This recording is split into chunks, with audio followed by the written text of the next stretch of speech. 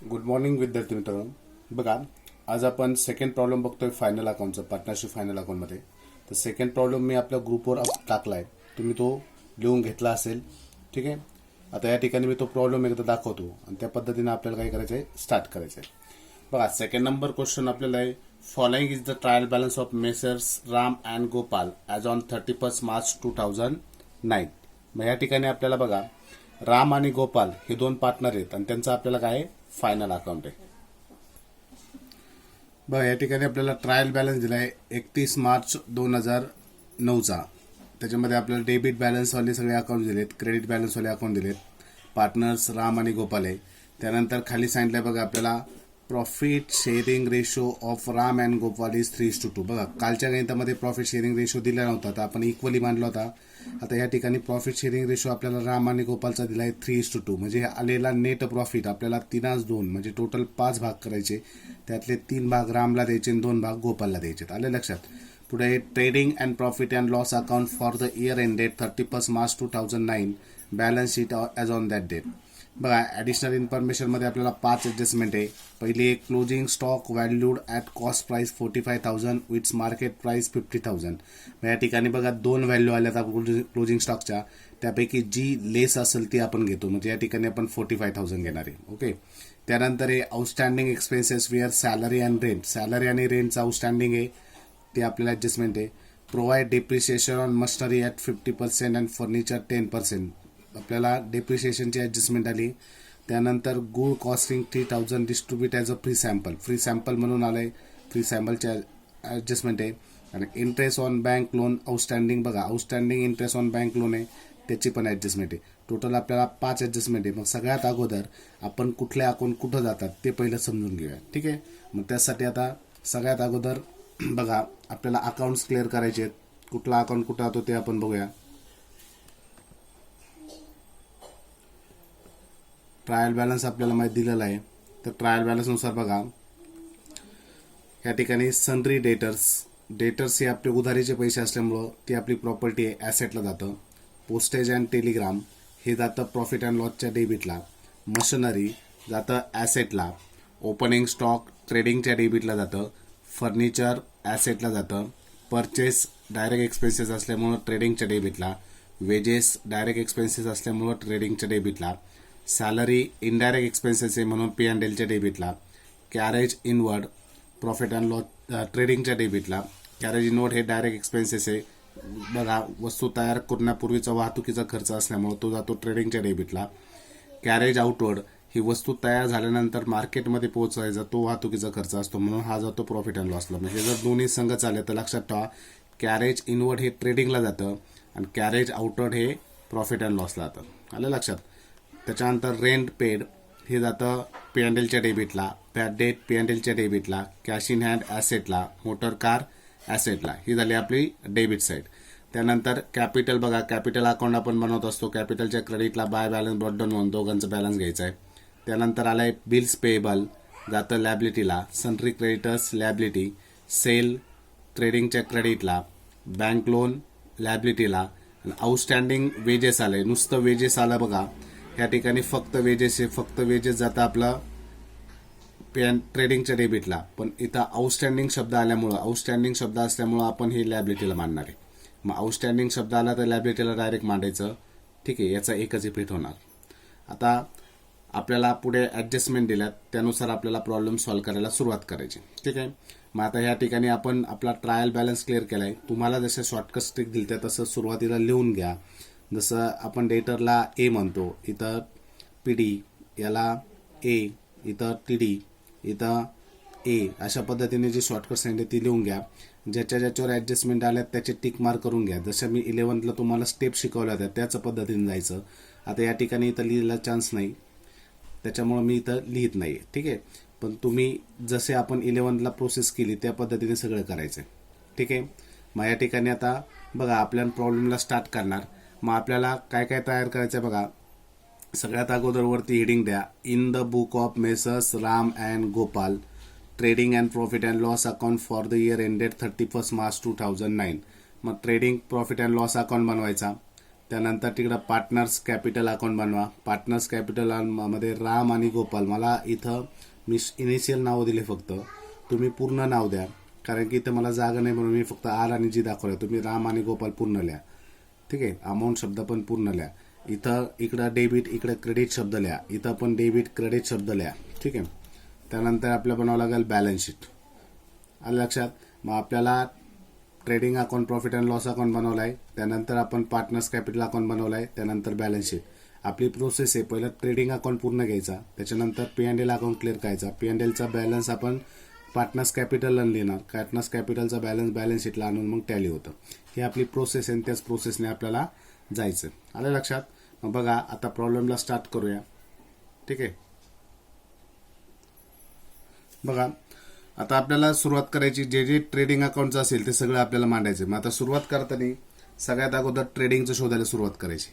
मग या ठिकाणी बघा, ट्रेडिंगचं पहिलं आलंय ओपनिंग स्टॉक. ट्रेडिंग अकाउंटचं पहिला काय आलाय? Opening stock. ओपनिंग स्टॉक हा ट्रायल बॅलन्समध्ये असतो आणि तो एकाच ठिकाणी मांडला जातो, कारण ट्रायल बॅलन्सचे आपल्याला एकाच ठिकाणी इफेक्ट करायचे आहेत.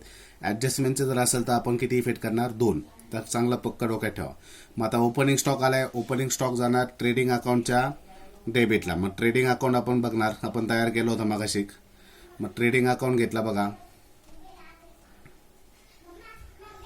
मग ट्रेडिंग अकाउंटच्या डेबिटला आपण इथे लिहिणार टू ओपनिंग स्टॉक. ट्रेडिंग अकाउंटच्या डेबिटला काय लिहिलं? To opening stock 32,000. बघा, ओपनिंग स्टॉक घेतला की मी लगेच तुम्हाला सांगितलं क्लोजिंग स्टॉकची ऍडजस्टमेंट करायची. ओपनिंग स्टॉक घेतला की लगेच कोणती ऍडजस्टमेंट झाली पाहिजे? क्लोजिंग स्टॉकची. मग क्लोजिंग स्टॉक बघा, the closing stock is valued at cost price 45,000 while its market price is 50,000. म्हणजे आपली कॉस्ट प्राइस 45,000 दिली आणि मार्केट प्राइस 50. मग जर क्लोजिंग स्टॉकचे 2 व्हॅल्यू आल्या तर त्यापैकी जी कमी असेल ती आपण घेणार आहे. ह्या ठिकाणी जर कमी बघितले तर किती आहे? 45,000. मग 45,000 रुपये आपल्याला क्लोजिंग स्टॉक घ्यायचं. मग क्लोजिंग स्टॉक हा ऍडजस्टमेंटमध्ये असतो आणि ऍडजस्टमेंटचे मग आपल्याला 2 इफेक्ट करावे लागतात. म्हणून क्लोजिंग स्टॉकचे आपण किती इफेक्ट करणार? 2. मग क्लोजिंग स्टॉकचे 2 इफेक्ट कुठे येतात? एक येतो ट्रेडिंग अकाउंटच्या क्रेडिटला. मग वरती सेलसाठी जागा सोडून द्या 2-3 ओळी. मग लिहा closing stock by closing stock 45,000. मग ट्रेडिंग अकाउंटचं बघा, ट्रायल बॅलन्समध्ये आपल्याला ऍडजस्टमेंटमध्ये दिलाय क्लोजिंग स्टॉक. ऍडजस्टमेंटचे आपण 2 इफेक्ट केले, एक ट्रेडिंगच्या क्रेडिटला आणि दुसरा एक इफेक्ट जातो ऍसेटला. मग ऍसेटला लिहायचं क्लोजिंग स्टॉक 45,000. मग या ठिकाणी आपण किती इफेक्ट केले? 2. एक ट्रेडिंगच्या क्रेडिटला आणि दुसरा केला ऍसेटला. आले लक्षात. मग डोक्यात ठेवा नेहमी, हे तुम्हाला फिक्स येतं म्हणजे येतं, ज्याच्याशिवाय गणितच नाही. याचा एक मार्क आहे या दोन्ही ठिकाणी मांडण्यासाठी. बघा, या ठिकाणी ट्रायल बॅलन्समध्ये जो स्टॉक असतो तो असतो ओपनिंग स्टॉक. तो ट्रेडिंगच्या डेबिटला मांडायचा. आणि ऍडजस्टमेंटमध्ये जो स्टॉक असतो तो क्लोजिंग स्टॉक असतो. त्याच्या आपल्याला 2 इफेक्ट करावे लागतात, एक ट्रेडिंगच्या क्रेडिटला आणि दुसरा ऍसेटला. ठीक आहे. मग याच्यानंतर आता पाहायचंय काय काय जे जे असेल ते आपल्याला घेऊन या ठिकाणी काय करायचंय? दाखवायचंय. मग आता ओपनिंग स्टॉक आपण घेतलाय.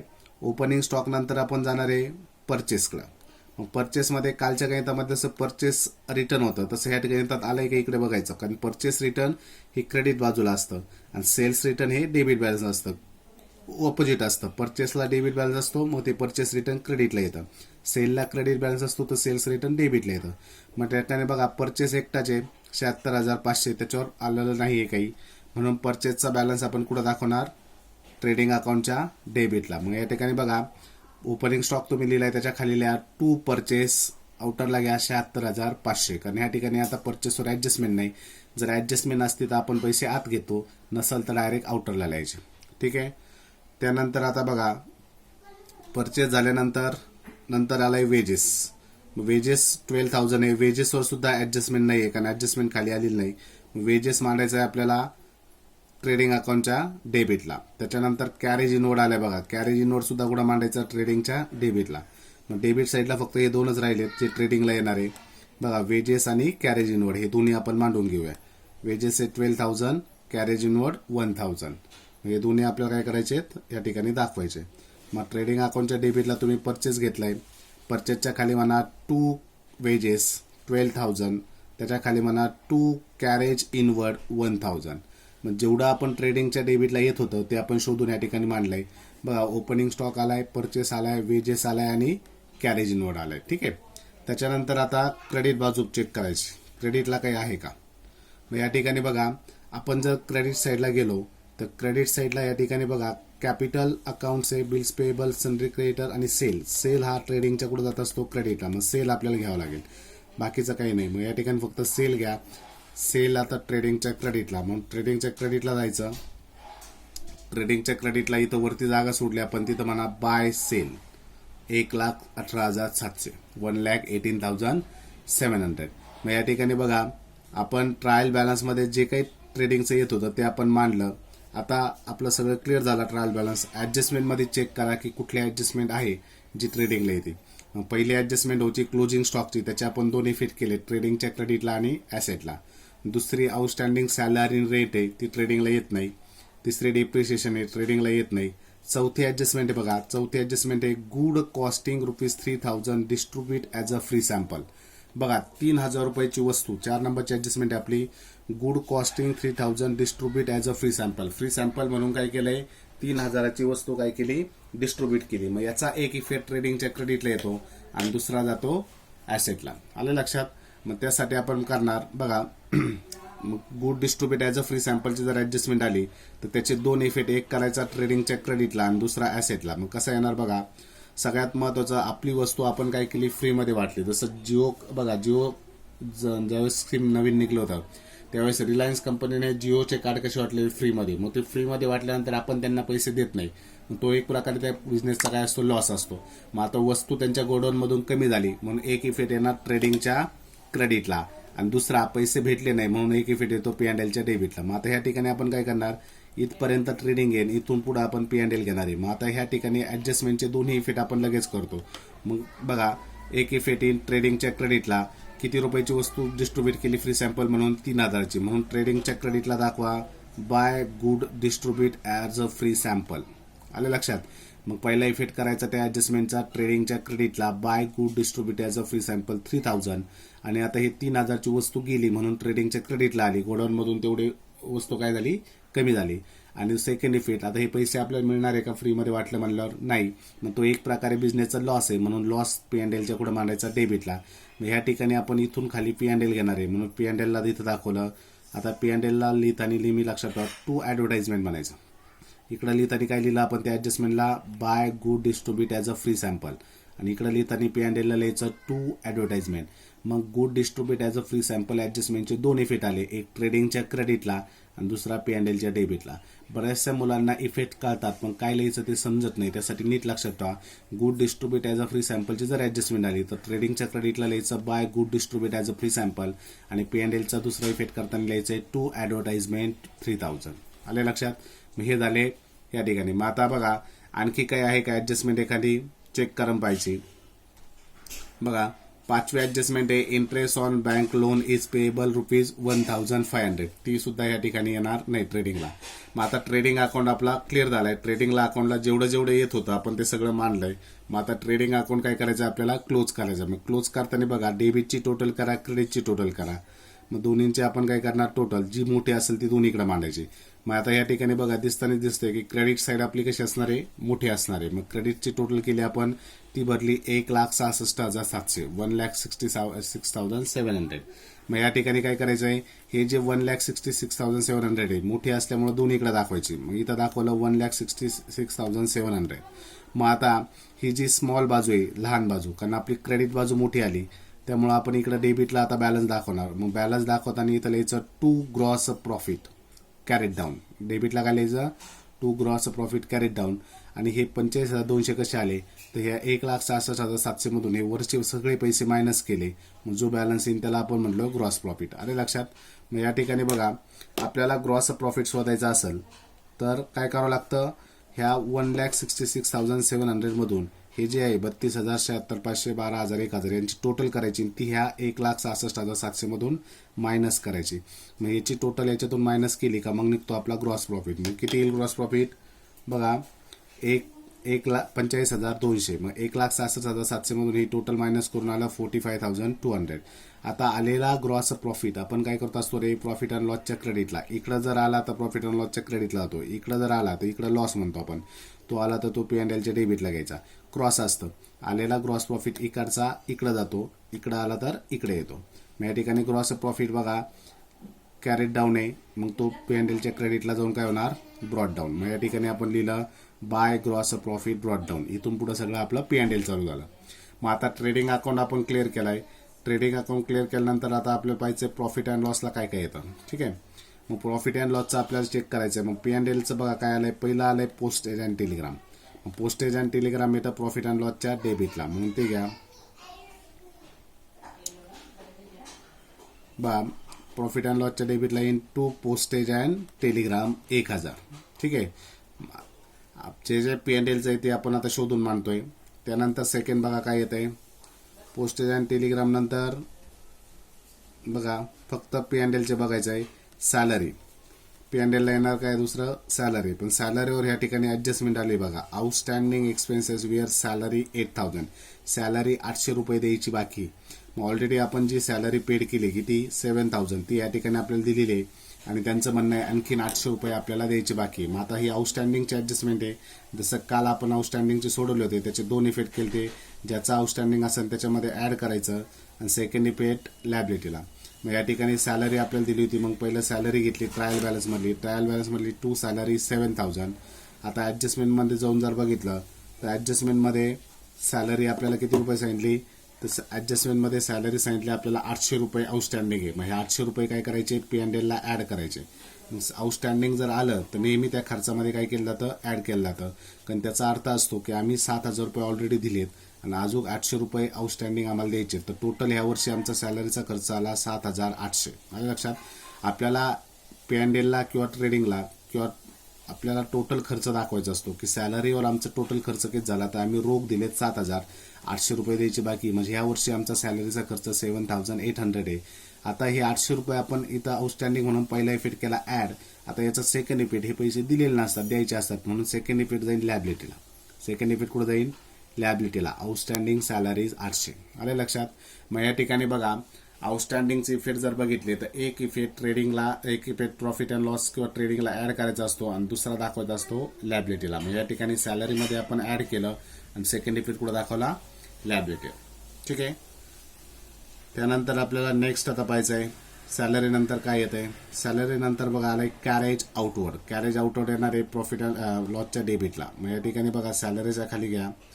सॅलरीच्या खाली तिथं टू कॅरेज आउटवर्ड 2000 रुपये. बघा कॅरेज आउटवर्ड किती आले आपले 2000 रुपीज.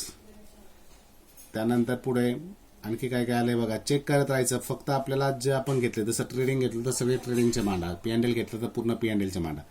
आता P&L आपलं चालू आहे. कॅरेज आउटवर्ड नंतर आलंय रेंट पेड. आता रेंट पेडवर सुद्धा इथं या ठिकाणी खाली ऍडजस्टमेंट आली. दुसरी ऍडजस्टमेंट आउटस्टँडिंग रेंट 500.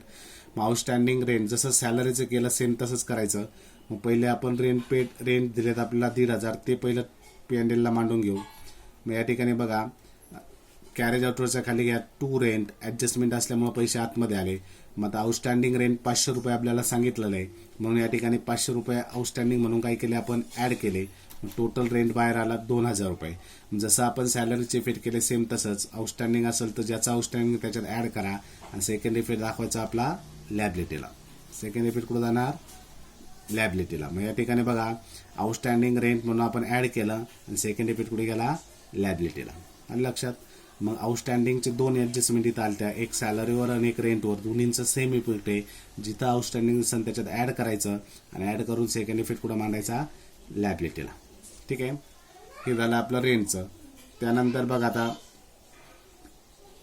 या ठिकाणी आलंय बॅड डेट. रेंट नंतर बॅड डेट. मग आता बॅड डेटच्या कालचा आपण फॉर्मॅटनुसार बॅड डेटची ऍडजस्टमेंट सोडवली होती. आज खाली इथं बॅड डेटची ऍडजस्टमेंट आलेली नाही. फक्त एकटाच इथं बॅड डेट आहे म्हणून तो हाय तसंच मांडा. फॉर्मॅट मांडायची आवश्यकता नाहीये. मग या ठिकाणी बघा बॅड डेट जर बघितलं तर येतं P&Lच्या डेबिटला to bad debt 1700. To bad debt किती आलं 1700. ठीक आहे. त्यानंतर आता आपल्याला पुढचं पाहायचं आहे. रेंटची ऍडजस्टमेंट आपली झाली. त्याच्यानंतर आता बॅड डेट बघितलंय. बॅड डेट नंतर आपल्याला पाहायचंय काय काय येतंय बघा. ट्रेडिंगचं अजून P&Lचं सगळ्यात महत्वाचं बॅड डेट नंतर आता झालंय. क्रेडिटला काही आलंय का आपल्याला चेक करायचंय. क्रेडिट बाजूला काही आहे का नाही. मग या ठिकाणी आपण पूर्ण मांडून आपलं झालंय. आले लक्षात. मग या ठिकाणी ऍडजस्टमेंट चेक करायचे. आता ज्या ज्या P&L येणार आहे पहिली ॲडजस्टमेंट क्लोजिंग स्टॉकवरची झाली आपली. सेकंड ॲडजस्टमेंट आहे आपली पहिली झाली. Second adjustment outstanding salary and rent ती पण झाली. तिसरी ॲडजस्टमेंट आपली राहिली बघा provide depreciation machinery and furniture. तर याचा एक इफेक्ट प्रॉफिट अँड लॉसला येणार आहे, मग तो आपल्याला करायचा आहे. चौथी ॲडजस्टमेंट आपली झालेली good distribute as a free सॅम्पलची. आणि पाचवी इंटरेस्ट ऑन बँक लोन आहे ती एक आपल्याला करायची. आल्या लक्षात. मग 2 ॲडजस्टमेंट आपल्या बाकी आहेत. या दोन्ही ॲडजस्टमेंट करण्यासाठी आता पहिली 3 नंबरची ॲडजस्टमेंट बघूया डेप्रिसिएशनची कशी करायची. मशिनरी आणि फर्निचर. मशिनरीवर 15%, फर्निचरवर 10%. त्यासाठी आता मशिनरी आणि फर्निचर आपण पहिले घेणार. बघा मशिनरी आपलं 30,000, फर्निचर बघितलं तर फर्निचर 25,000 आहे. ठीक आहे. पहिला आता मशिनरी मांडू ॲसेटला, कारण डेप्रिसिएशनची ॲडजस्टमेंट करायची म्हणल्यावर फिक्स ॲसेटवर डेप्रिसिएशन असतं. मग फिक्स ॲसेटमधून काय करावं लागतं, डेप्रिसिएशन मायनस करावं लागतं आणि तो लॉस P&Lच्या डेबिटला म्हणतो आपण. त्याच्यासाठी मशिनरी अकाउंट घेतला बघा आपण ॲसेटला 30,000. आता मशिनरीवर बघितलं तर किती टक्के डेप्रिसिएशन सांगितलं आपल्याला. बघा मशिनरीवर आपल्याला सांगितलंय प्रोव्हाइड डेप्रिसिएशन मशिनरी 15%. 15% डेप्रिसिएशन हे आपल्याला काय करायचं आहे, मशिनरीवर घ्यायचे. मग मशिनरीवरती आपल्याला 15% काढायचे. मग मशिनरी अकाउंट इथं 30,000 आहे. 2 शून्य झाका, 2 शून्य झाकले का 1% निघतो. 2 शून्य झाकल्यावर येईन 30,000. बघा 30,000वर 2 शून्य झाकले की येईन 300 रुपये. 300 गुणिले 15 करा, येईन 4,500 रुपये. मग या ठिकाणी तुम्हाला पर्सेंटेज काढायचं जर माहीत नसेल तर बघा एक जर शून्य आपण झाकतोय 30,000चा 1 शून्य झाकला तर 10% असतं. आणखीन 1 शून्य झाकला, 2 शून्य झाकले तर 1% असतो. मग तुम्ही 10% काढून करा किंवा 1% काढून. मी या ठिकाणी काय केलंय, समजा 30,000चे 2 शून्य झाकलेत, 1% आलं 300 रुपये. मग 15% त्याला गुणायचं. 15 गुणिले 300 किती झाले, 4,500 रुपये. मग 4,500 रुपये 15% डेप्रिसिएशन येईल. मग डेप्रिसिएशन आपण काय करतो, ॲसेटमधून लेस करतो. म्हणून इथे येईल लेस डेप्रिसिएशन चुकून 10% राहिले, @15% पर एनम 4,500. इथं 15% करून घ्यायचं. इथं मिस्टेकली 10च राहिले, इथं 15% म्हणा. ठीक आहे. 15%ने आलं 4,500. लेस करून त्याचा सेकंड इफेक्ट कुठं जाणार, P&Lच्या डेबिटला. कारण आपली ॲसेट 30,000ची होती. 30,000 मधून 4,500 गेले. आता ॲसेट राहिली 25,500ची. म्हणजे 4,500 रुपये आपला लॉस झाला. मग लॉस कुठं दाखवला, तो सेकंड इफेक्ट प्रॉफिट अँड लॉसच्या डेबिटला. इथं लिहिलंय टू डेप्रिसिएशन मशिनरी 4,500. मग तुम्हाला जर डेप्रिसिएशनची ॲडजस्टमेंट आली तर 2 इफेक्ट लक्षात ठेवा. पहिला इफेक्ट ज्या ॲसेटवर डेप्रिसिएशन सांगितलं त्यातून लेस करायचे, जेवढी टक्केवारी सांगितली ती. आणि सेकंड इफेक्ट त्याचा मांडायचा प्रॉफिट अँड लॉसच्या डेबिटला. सेम आता फर्निचरचं करायचं. बघा फर्निचर आपल्याला दिलं होतं 25,000 आणि फर्निचरवर आपल्याला 10% डेप्रिसिएशन आहे. म्हणून इथे लेस डेप्रिसिएशन @10%. 25,000वर 10% काढलं 2,500. मायनस करून बाहेर आलं 22,500. मग या 2,500चा सेकंड इफेक्ट आपल्याला कुठं जाणार आहे, P&Lच्या डेबिटला. कारण डेप्रिसिएशन या 2 ॲसेटवर होतं, मशिनरी आणि फर्निचरवर. मशिनरीवर 15%, चुकून इथं 10% आलंय. मशिनरीवर 15% काढलं ते आलं 4,500. फर्निचरवर 10% काढलं ते 2,500. दोन्ही आपण ॲसेटमधून मायनस केले. आपले ॲसेट मायनस झाल्यामुळं आपला लॉस आहे. मग लॉसचा सेकंड इफेक्ट केला आपण प्रॉफिट अँड लॉसच्या डेबिटला. मग प्रॉफिट अँड लॉसच्या डेबिटला या दोघांची बेरीज करा आणि आउटरला मांडा. आलं लक्षात. अशा पद्धतीने डेप्रिसिएशनची ॲडजस्टमेंट आपण सोडवली तर ॲसेटमधून लेस करून सेकंड इफेक्ट कुठं करायचा, प्रॉफिट अँड लॉसच्या डेबिटला. जे मुलं नवीन आहेत त्यांनी व्यवस्थित लक्ष द्या. हे ॲडजस्टमेंट लिहून घ्या, ते व्यवस्थित आपल्याला पाठ करा. कारण तुम्हाला प्रॅक्टिस केल्याशिवाय ते ध्यानात येणार नाही. आले लक्षात. मग त्यासाठी व्यवस्थित ते सॉल्व्ह करण्याचा प्रयत्न करा. मग आता डेप्रिसिएशनची ॲडजस्टमेंट झाल्यानंतर आपली शेवटची ॲडजस्टमेंट राहिली बघा इंटरेस्ट ऑन बँक लोनची. शेवटची ॲडजस्टमेंट आहे आपला interest on bank loan is payable ₹1,500. Bank लोनवर 1,500 रुपये पैसे द्यायचे राहिले, आउटस्टँडिंग आहे. मग आता बँक लोन बघा या ठिकाणी दिलंय. बँक लोन आपण घेतलं होतं 15,000 आणि 15,000 रुपयावर आपल्याला 1,500 रुपये इथं इंटरेस्ट द्यायचं बाकी, असं त्यांचं म्हणणं आहे. मग आता आउटस्टँडिंग लोन राहिले. याचे 2 इफेक्ट कुठे येतात बघा. इंटरेस्ट ऑन बँक लोन आलं तर बँक लोन हे असतं लॅबिलिटीला. मग सगळ्यात अगोदर बँक लोन घ्या लॅबिलिटीला 15,000 रुपये. सगळ्यात अगोदर बँक लोन घेतला आपण 15,000. मग जे आपल्याला आउटस्टँडिंग सांगितलं होतं, किती रुपये आउटस्टँडिंग सांगितलं होतं बँक लोनचे. बँक लोनचे आपल्याला बघा इथं दाखवलं interest on bank loan is payable ₹1,500. 1,500 रुपये बँक लोनचे काय होते, आउटस्टँडिंग होते. म्हणून आपण या ठिकाणी काय करणार, 1,500 रुपये बँक लोनमध्ये काय केले, ॲड केले. पहिला इफेक्ट केला लॅबिलिटीला ॲड. इंटरेस्ट ऑन बँक लोनची ॲडजस्टमेंट करताना फर्स्ट इफेक्ट येतो लॅबिलिटीला ॲड बँक लोनमध्ये. आउटस्टँडिंग इंटरेस्ट ऑन लोन आपण इथं 1,500 रुपये ॲड केले. बाहेर आले आपले 16,500. आणि ह्या 1,500 रुपये आता बँकेला आपल्याला व्याज द्यावा लागणार. म्हणजे एक प्रकारे ती आपली काय झाला, लॉस आहे. म्हणून सेकंड इफेक्ट प्रॉफिट अँड लॉसच्या पुढे येणार डेबिटला. मग इंटरेस्ट ऑन बँक लोनच्या बाबतीत दोन गोष्टी डोक्यात ठेवा. इंटरेस्ट ऑन बँक लोन जर आलं तर पहिला इफेक्ट काय करायचा, लायबिलिटीला ॲड करायचा आणि सेकंड इफेक्ट करायचा प्रॉफिट अँड लॉसच्या डेबिटला. आले लक्षात. हे झाले इंटरेस्ट ऑन बँक लोनचे दोन इफेक्ट. मग आता या ठिकाणी आपल्याला सर्व ॲडजस्टमेंट झाल्यात. मग त्यामुळे आपण P&L अकाउंट काय करणार, क्लोज करायला घेणार. मग P&Lची आता बघा, क्रेडिटची टोटल आपल्याला ऑलरेडी दिसते 45,200. डेबिटची टोटल केली तर ती कमी भरणार आहे, म्हणून जी मोठी बाजू आहे म्हणजे क्रेडिट बाजू ती दोन्हीकडे मांडून घ्यायची.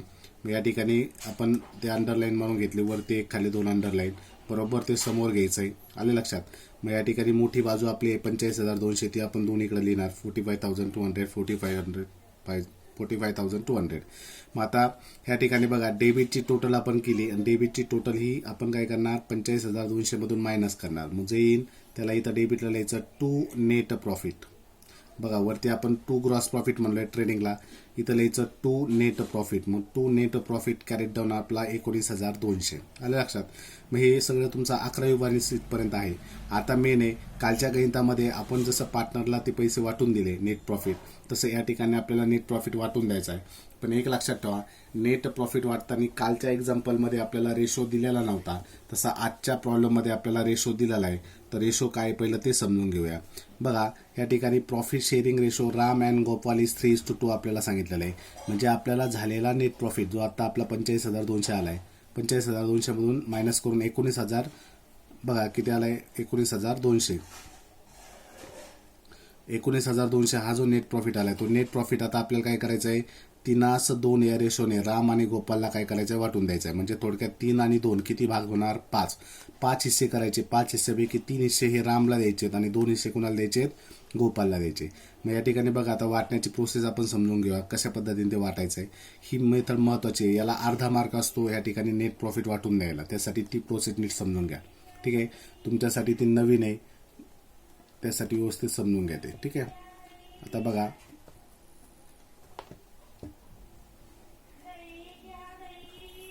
नेट प्रॉफिट आपल्याला क्लिअर करायचं आहे.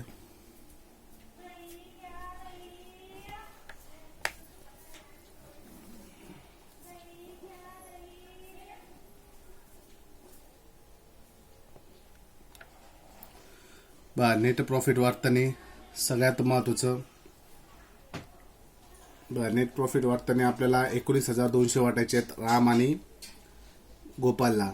तर या ठिकाणी बघा आपल्याला 19,200 3:2 रेशोने वाटायचे. मग 3 आणि 2 5 हिस्से करायचे. म्हणून पहिला स्टेप काय करायचे बघा, या ठिकाणी 19,200 आपल्याला दिलेले आहेत. 19,200 आपल्याला वाटायचे कोणाला, राम आणि गोपालला. मग त्यासाठी टोटल रेशो आपला 3:2. मग 3 आणि 2 5 झाले, म्हणून 5ने काय करायचं, डायरेक्ट 19,200 भागायचं. मग 5ने 19,200 भागलं तर आपल्याला आन्सर आलं 3,840, 3,840. म्हणजे थोडक्यात काय, जर 19,200 आपल्याला 5 भाग करायचे म्हणलं तर 5ने भागल्यामुळे एक शेअर आपल्याला कळाला, एक हिस्सा कळाला. एक शेअर आला 3,840. आले लक्षात. मग एक हिस्सा जर 3,840 असेल तर रामला बघा, या ठिकाणी रामला आपल्याला 3 हिस्से द्यायचे. मग एक हिस्सा जर 3,840 आहे, मग 3,840ला 3 ने गुणा, मग टोटल कळाले आपल्याला 11,520 रुपये. मग रामच्या वाट्याला किती येणार, 19,200 पैकी 11,520.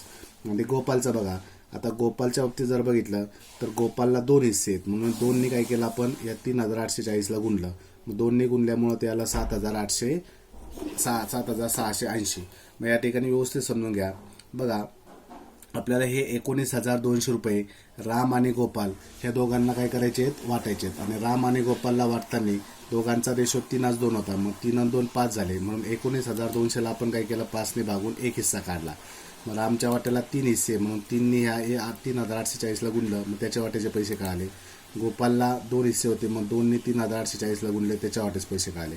मग आता रामच्या वाट्याला येतील 11,520 आणि गोपालच्या वाट्याला आले 7,680. मग आता हा जो आलेला नेट प्रॉफिट आहे, रामचा 11,520 आणि गोपालचा 7,680, ते आपल्याला पुढे मांडायचं आहे आता पार्टनर्स कॅपिटलला.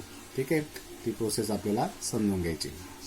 बघा आलेला नेट प्रॉफिट आता पार्टनर्स कॅपिटल येणार आहे. त्यासाठी पार्टनर्स कॅपिटलचा पहिला बॅलन्स मांडून घ्यायचा. मग पार्टनर्स कॅपिटलचा बॅलन्स मांडताना सगळ्यात अगोदर पार्टनर्स कॅपिटल किती बघा. मग या ठिकाणी बघितलं, पार्टनर्स कॅपिटल राम हे 50,000, गोपाल हे 40,000. रामचा 50,000 बॅलन्स आहे, गोपालचा 40,000.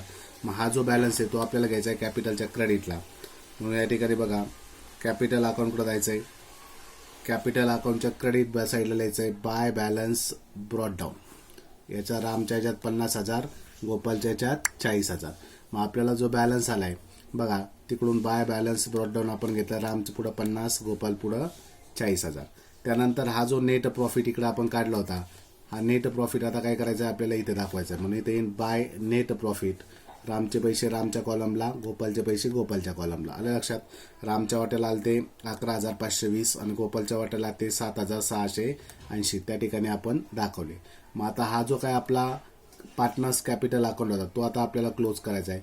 मग पार्टनर्स कॅपिटल अकाउंट क्लोज करताना आपला जो नियम आहे काय नियम आहे की दोन्ही साईडची टोटल करायची, दोन्हीकडे मांडायची. आता डेबिटला काही आलं नाही, याचा अर्थ क्रेडिट साईड आपली मोठी आहे. मग त्यासाठी आता आपण काय करणार, दोन्ही साईडला मांडून घेऊ. गोपालची टोटल आली 47,680, ते आपण दोन्हीकडे दाखवणार 47,680. आता वरती काय नाही आलं म्हणून तोच घेणार to balance carried down. To balance carry down हेच पैसे आपण काय केले वर मांडले. सेम प्रोसेस रामची टोटल आहे 50,000 प्लस 11,500 ती झाली आपली 51,520.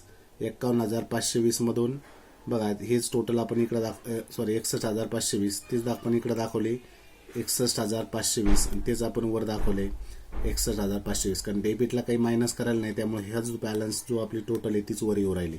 जर मायनस करायला असतं तर मायनस करून आपण बॅलन्स मांडला असता. मग या ठिकाणी टू बॅलन्स कॅरेट डाऊन किती आलाय आपला, रामचा आलाय 61,520 आणि गोपालचा आलाय 47,680. मग हा जो बॅलन्स आहे आलेला बॅलन्स आपण कुठे घेतो, लॅबिलिटीला. आलेला बॅलन्स कुठे घेणार आपण, लॅबिलिटीला. मग या ठिकाणी हा बॅलन्स ट्रान्सफर करा लॅबिलिटीला. म्हणून इथं येईन to capital account Ram Gopal. मग त्यांचे पैसे मांडायचे बघा आणि ते पैसे मांडून आपल्याला पलीकडे घ्यायचं.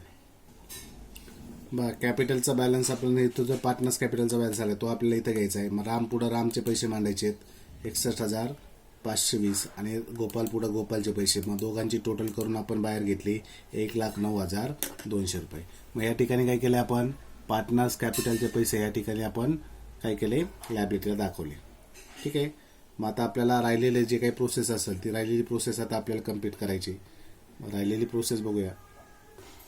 मग या ठिकाणी आता कॅपिटलचा बॅलन्स मांडून झालाय. आता आपल्याला राहिलेले बाकीचं मांडायचं आहे. मग सुरुवात करताना सगळ्यात अगोदर बघा आता लॅबिलिटीचे जे जे असतील आपल्याला ते बघायचं आहे. लॅबिलिटीचे काय करायला बघा, बिल्स पेएबल क्रेडिटर्स हे दोन आणि आउटस्टँडिंग वेजेस या 3 गोष्टी आपल्या बाकी आहेत. बरोबर आहे. मग बिल्स पेएबल, सनरी क्रेडिटर्स आणि आउटस्टँडिंग वेजेस ते आपल्याला घ्यायचं आहे. मग या ठिकाणी बघा लॅबिलिटी साईडला या ठिकाणी लिहिलं आहे आपण बिल्स पेएबल, सनरी क्रेडिटर्स हे दोन्ही आपण या ठिकाणी घेतलं. सनरी क्रेडिटर आणि बिल्स पेएबलचे पैसे मानले. आणि तिसरं होतं वेजेस, तर वेजेस या ठिकाणी मानले आउटस्टँडिंग वेजेस. आलं लक्षात. मग राहिलेलं सनरी क्रेडिटर, बिल्स पेएबल आणि आउटस्टँडिंग वेजेस आपण लॅबिलिटीला मांडून दिलं. मग 3 गोष्टी लॅबिलिटीच्या राहिल्या होत्या त्या आपण काय केल्या, लॅबिलिटीला दाखवल्या. कुठल्या कुठल्या गोष्टी राहिल्या होत्या बघा, एक बिल्स पेएबल, क्रेडिटर आणि आउटस्टँडिंग वेजेस. मग आता या 3 गोष्टी दाखवल्यानंतर आता ॲसेटचं जे उरलंय ते आपल्याला घ्यायचं आहे. मग ॲसेटचं उरलंय डेटर्स. बघा डेटर्सवर ॲडजस्टमेंट आलेली नाही, डेटर्स घेतलेत. त्यानंतर डेटर्स नंतर आहे कॅश इन हँड आणि मोटर कार. 3 गोष्टी राहिल्यात, डेटर्स, कॅश इन हँड आणि मोटर कार. मग या 3 गोष्टी आपल्याला दाखवायच्यात, डेटर्स, कॅश इन हँड आणि मोटर कार. मग त्या 3 गोष्टी ॲसेटला दाखवा.